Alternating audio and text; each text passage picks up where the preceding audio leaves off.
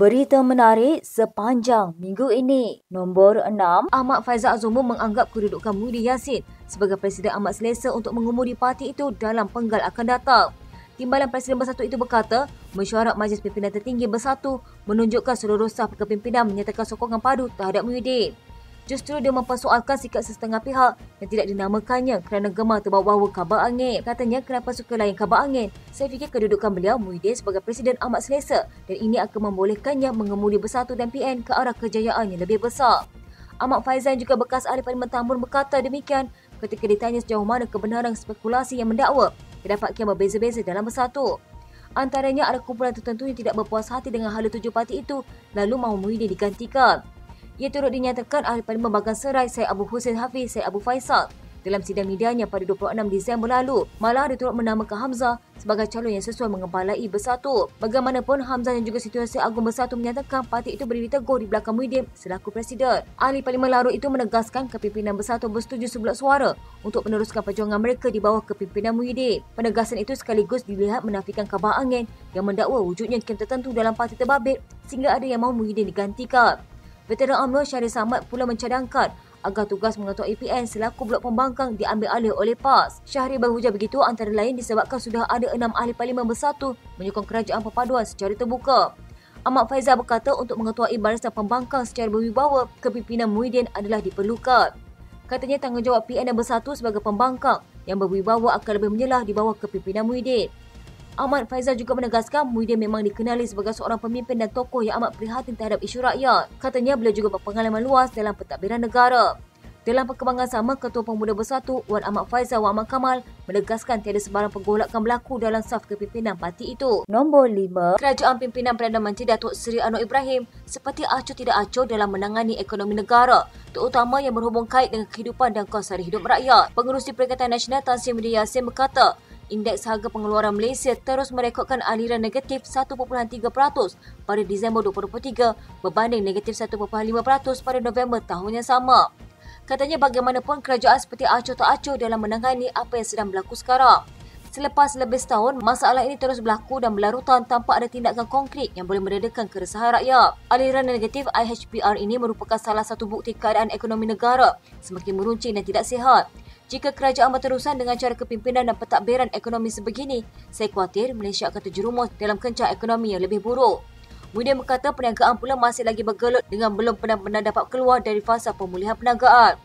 Kerajaan katanya perlu mengambil langkah segera dengan tindakan luar biasa bagi menangani kemelut yang sedang dihadapi untuk memulihkan kembali perniagaan mereka. Bagaimanapun katanya, ini tidak berlaku, malah lebih banyak masalah timbul, ekoran kejatuhan nilai ringgit, penurunan ekspor, kenaikan harga bahan import dan kelemahan kuasa beli pengguna.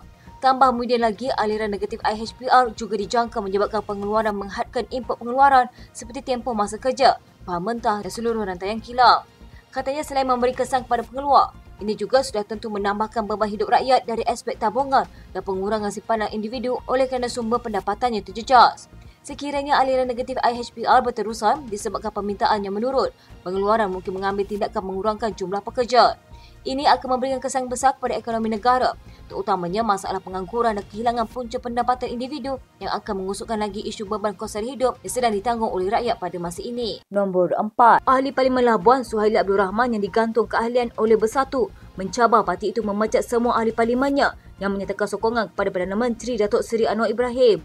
Digantung 6 tahun berkuat kuasa November tahun lalu, Suhaili berkata parti itu tidak perlu bersusah payah membawa beliau serta 5 lagi ke mahkamah kerana ia hanya sia-sia dan tidak mendorong mereka membuat pusing ayuk. Katanya pecat lagi bagus sebab kami tidak akan U-turn. Setiausaha Agung Hamzah Zainuddin berkata, Bersatu memutuskan meminda perkara 10 perlembagaan parti menghalang insiden sama daripada berulang. Selain sedia berdepan PRK jika berlaku pengosokan kerusi wakil rakyatnya yang diambil tindakan kelak. Mengulas keputusan itu, Suhaili menegaskan tindakan mereka menyokong kerajaan tidak salah dari sudut perlembagaan Bersatu. Katanya kami sokong kerajaan ketika Bersatu tidak pindah perlembagaan lagi. Kalau pindah pun tak terpakai untuk kami. Berdasarkan undang-undang anti lompat parti diluluskan Julai 2022, seseorang ahli parlimen akan hilang kerusi jika bertukar parti atau lompat parti.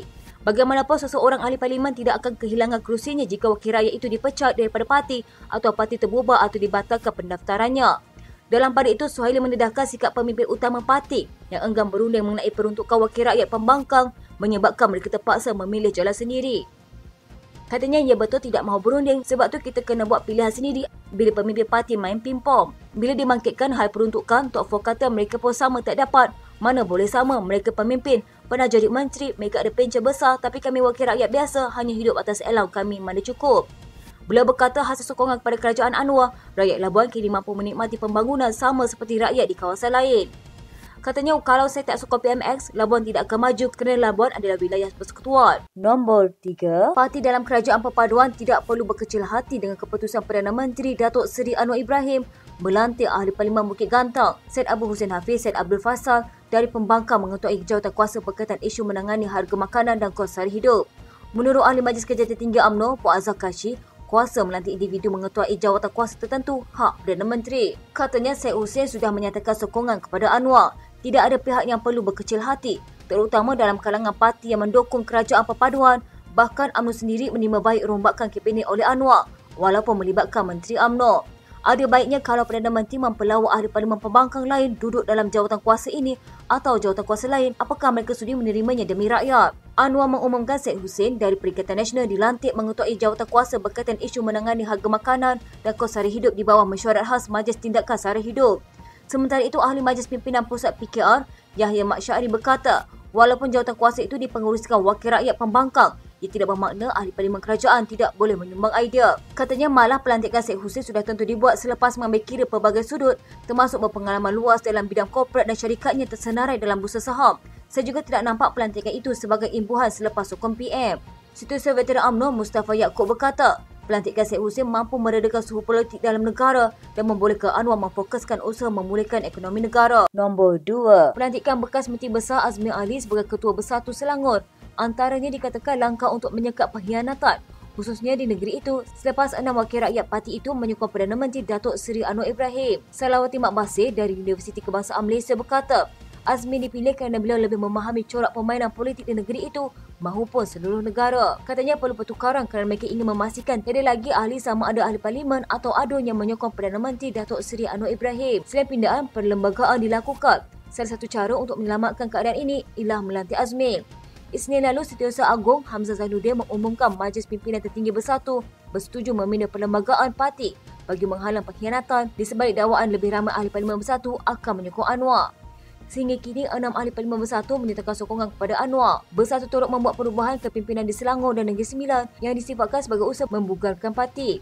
Selain Azmi menggantikan Rashid Asari, Muhammad Hanifah Abu Bakar memberi tempat Ahmad Faizal Azumu yang juga timbalan Presiden. Salawati berkata kemenangan Azmi pada PRU lalu membuktikan kewibawaan dan penerimaan masyarakat terhadap beliau berbanding pemimpin bersatu lain. Awang Azman Awang Pawi dari Universiti Malaya pula melihat Azmi lebih berkemampuan berbanding Rashid dari segi pengaruh, pengalaman, jaringan dan sumber.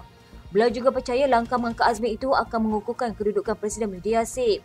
Katanya Azmi boleh dilihat sebagai orang kanan kepada Muhyiddin. Sudah tentu bagi mengukuhkan kedudukan Muhyiddin sendiri dan mengukuhkan Azmi dengan meletakkan dia dalam jawatan itu. Kemarin Azmi yang juga ahli MPT berkata, konspirasi untuk memecah belahkan Bersatu gagal selepas semua kepimpinan menyatakan sokongan kepada Muhyiddin. Nombor 1. Biarpun mendapat sokongan kuat rakyat, gabungan pembangkang tetap sukar menjadi semak dan imbang secara efektif di Parlimen apabila jumlah wakil rakyatnya semakin berkurangan selepas satu persatu menyokong Perdana Menteri Datuk Seri Anwar Ibrahim. Salawati Mak Basir dari Universiti Kebangsaan Malaysia berkata, jika suara mereka lemah, setiap dasar di bawah kerajaan mudah diluluskan walaupun tidak dipersetujui majoriti rakyat. Katanya rakyat tidak masuk parlimen tetapi wakil rakyat. Bagaimana untuk berfungsi sebagai semak dan imbang jika semua sokong kerajaan? Dengan jumlah pembangkang yang sikit, sukar untuk suara mereka didengar walaupun hujah mereka menempati aspirasi rakyat. Apa yang diperkatakan pembangkang mungkin tidak akan dilayan kerajaan, sekaligus untuk menghalang sesuatu dasar tidak disukai rakyat. Jadi wakil rakyat yang dipilih mewakili pembangkang harus bertanggungjawab kekal dengan parti untuk melaksanakan seperanan semak dan imbang dengan baik dan akhirnya memberi manfaat kepada rakyat. Beliau mengulas kenyataan Ketua Penerangan PAS Ahmad Fadli Syari yang berkata, peralihan sokongan beberapa ahli Parlimen Perikatan Nasional kepada Anwar tidak akan jadi masalah jika sokongan rakyat terus meningkat. Katanya perkara penting dalam politik pilihan raya ialah sokongan rakyat ketika mengundi. Ahli Parlimen Pasir Mata Babit mengulas syur Veteran UMNO Syahrir Samad agar PAS mengambil alih kepimpinan PN dikurang dakwanya kekecohan dalam gabungan itu selepas 6 ahli Parlimen Bersatu beralih sokongan kepada Anwar. Bagaimanapun Mazlan Adi dari Universiti Teknologi Malaysia bersetuju dengan pandangan Fadli di mana tindakan ahli Parlimen Bersatu itu tidak semestinya membawa sokongan rakyat bersama mereka. Katanya ia boleh menyebabkan simpati kepada Perikatan Nasional meningkat.